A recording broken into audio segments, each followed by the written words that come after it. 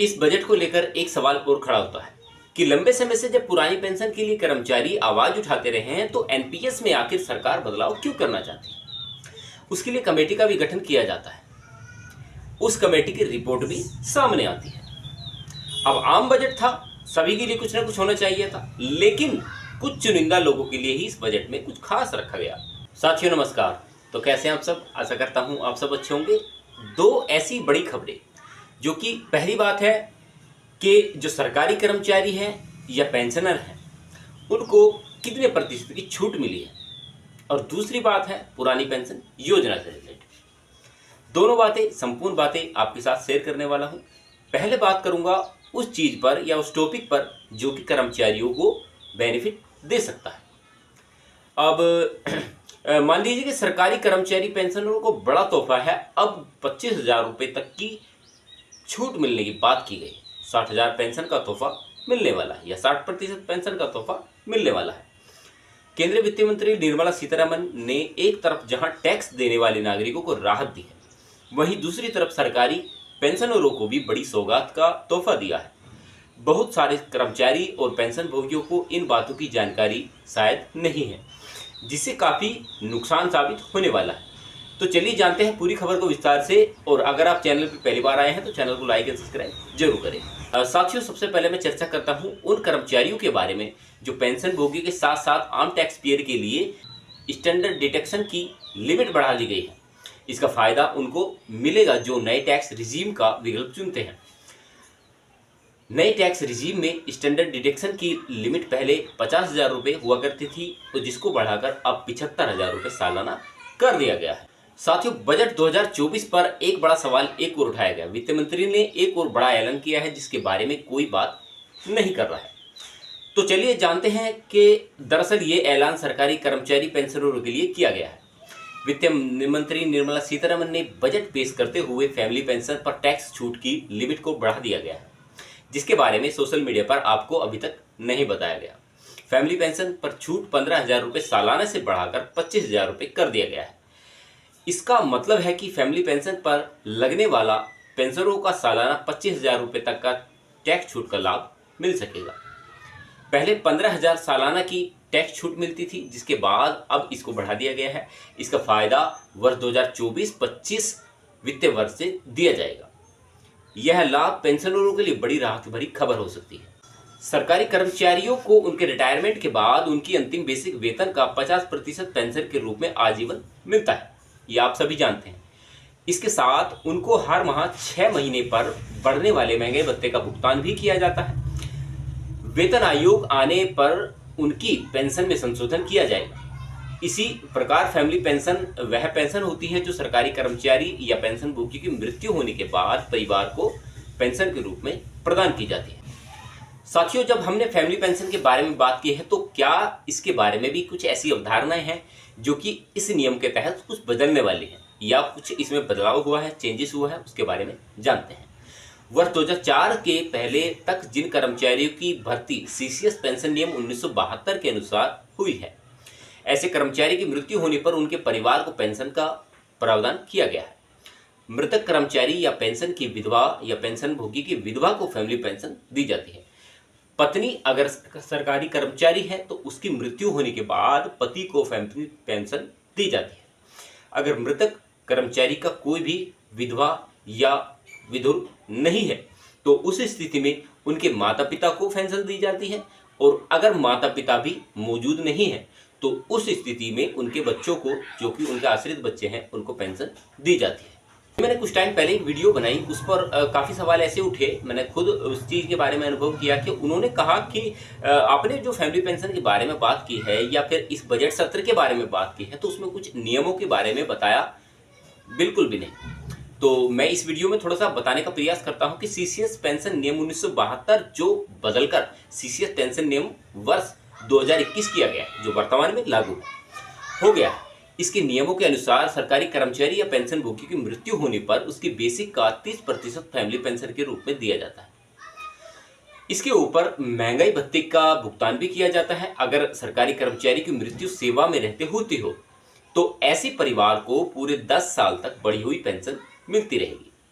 यानी कर्मचारी की अंतिम बेसिक वेतन का 50% पेंशन पूरे 10 साल तक दिया जाएगा। 10 साल पूरे होने के बाद जब वे 10 वर्ष पूरे हो जाएंगे तो 30% हिसाब से फैमिली पेंशन का भुगतान होना शुरू हो जाएगा। इसके ऊपर 2 नियम लागू होते हैं। पहले नियम के बारे में बात करते हैं। अगर रिटायर होने के 7 साल के अंदर पेंशन भोगी की मृत्यु होती है तो उसके परिवार को बढ़ी हुई पेंशन दी जाती है, जो पेंशन भोगी को पेंशन के तहत मिलती रहती है। वही पेंशन उनके परिवार को दी जाएगी। इसके साथ ही महंगे भत्ते को भी भुगतान किया जाएगा। अब बात करते हैं दूसरे नियम के बारे में। अगर रिटायर कर्मचारी 7 साल के बाद मृत्यु होती है तो उनके परिवार को 30% पेंशन का भुगतान किया जाएगा। इस केस में बढ़ी हुई पेंशन नहीं मिलेगी। फैमिली पेंशन बेसिक पेंशन का 60% मिलेगा, वहीं पर बेसिक वेतन का 30% ही मिल पाएगा। इस बजट को लेकर एक सवाल और खड़ा होता है कि लंबे समय से जब पुरानी पेंशन के लिए कर्मचारी आवाज उठाते रहे हैं तो एनपीएस में आखिर सरकार बदलाव क्यों करना चाहती है। उसके लिए कमेटी का भी गठन किया जाता है। उस कमेटी की रिपोर्ट भी सामने आती है। अब आम बजट था, सभी के लिए कुछ ना कुछ होना चाहिए था, लेकिन कुछ चुनिंदा लोगों के लिए ही इस बजट में कुछ खास रखा गया। इसमें संशोधन की बात जब हम करते हैं तो इसमें केवल एनपीएस में संशोधन की बात निकलकर सामने आती है। हमने भी काफी बार ऐसा वक्त देखा है जब कर्मचारियों ने अपने लिए आवाज उठाई तो कहीं ना कहीं उसे सरकारों ने ही दबाने का प्रयास किया।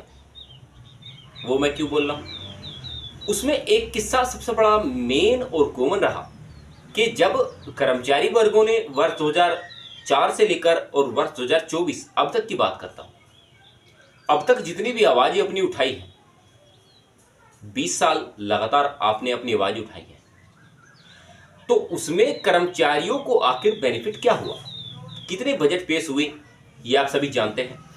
और लगातार आपने उस चीज के बारे में अध्ययन भी किया है, चाहे आप न्यूज़पेपर के माध्यम से देखते हो या फिर आप यूट्यूब के माध्यम से देखते हो, उनमें अपनी जो प्रतिक्रिया है वो कमेंट्स के द्वारा जाहिर करते हो, टीवी के द्वारा देखते हो, तो आपको केवल वो चीजें बताई जाती हैं जो कि सरकार के पक्ष में होती है।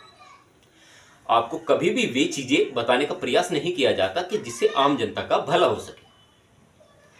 अब ये बजट सत्र जो था उसके बारे में चर्चा करते हैं और पुरानी पेंशन योजना के बारे में क्यों जिक्र नहीं करता कोई, उसके बारे में चर्चा करते हैं। हालांकि इस पर मीडिया में भी काफी चर्चा हो रही है। एनपीएस में संशोधन के लिए बनाई गई कमेटी के मुखिया कौन है, आखिर उन्होंने किस प्रकार का जवाब दिया।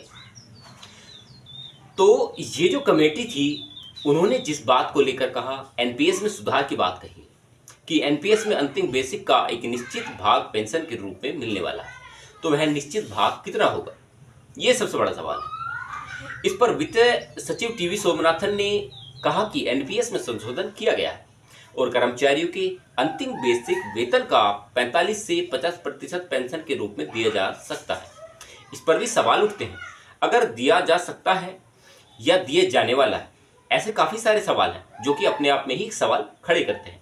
हालांकि इसके ऊपर अभी सरकार का जो है अंतिम निर्णय आना बाकी है। इसका जो निर्णय लेगी वो सरकार ही लेने वाली है। उसके बाद अगर हम अगले प्रश्न की तरफ चलते हैं तो क्या पुरानी पेंशन फिर से बहाल हो सकती है। इस पर वित्त सचिव टीवी सोमनाथन ने कहा कि हमने पाया है कि पुरानी पेंशन योजना से बहाल करना मुश्किल हो सकता है। पुरानी पेंशन योजना बहाल करना किसी भी व्यावहारिक नहीं हो सकता। पुरानी पेंशन फिर से बहाल करना देश की जनता के साथ गद्दारी होगा या देश की जनता के खिलाफ सरकारी कर्मचारियों को केवल गुमराह किया जा सकता है या किया जा रहा है। नई पेंशन योजना में काफी बड़े फायदे दिखाई देते हैं। सरकारी कर्मचारी समझते हैं कि एनपीएस में उन्हें कुछ नहीं मिलने वाला, लेकिन इसका विपरीत हम समझते हैं या विपरीत हमें बताने का प्रयास किया जाता है कि एनपीएस के बारे में इतना अच्छा खासा बताने का प्रयास किया जाता है कि सरकारी कर्मचारियों को जो है केवल और केवल एनपीएस में सुधार के दायरे में ही रखा जाएगा या उसके बारे में ही चर्चाएं होती रहेंगी। अब इसमें जो अगला सवाल निकलता है कि पेंशन लागू करने में सरकार को आखिर दिक्कत क्या है।